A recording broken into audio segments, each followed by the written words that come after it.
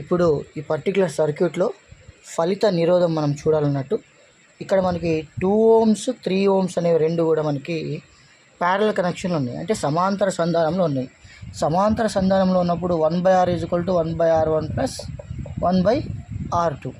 ఈ ప్రకారం చూస్తే ఇక్కడ మనకి ఏమొస్తుంది 1/2 + 1/3. మనకి ఎల్సిఎం తీసుకుంటే టోటల్గా 6 వస్తుంది. సో 2 3 6 కాబట్టి 3 పైన 2 అన్నట్టు.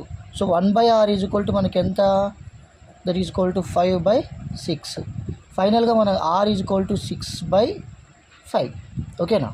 సో అంటే మనకి 1.2 ohms వస్తుంది. అంటే ఈ మొత్తం కలిపి మనకి ఎంత 1.2 ohms. ఇప్పుడు చూసుకుంటే 1.2 ohms తర్వాత 4 ohms రెండు కూడా మనకి ఎట్లున్నాయి, సిరీస్లో ఉన్నాయి. సిరీస్లో ఉన్నప్పుడు ఏం చేయాలి, యాడ్ చేయాలి. 4 ohms + 1.2 ohms that is equal to total మనకి 5.2 ohms అనేది ఫైనల్ రెసిస్టెన్స్. ఓకేనా ఫ్రెండ్స్? సో ఇలా మనకి ఎలక్ట్రిసిటీలో ఇలాంటి ప్రాబ్లమ్స్ చాలా ఎక్కువ వస్తుంటాయి. వీడియో నచ్చితే సబ్స్క్రైబ్ చేయండి, 10 మందికి షేర్ చేయండి.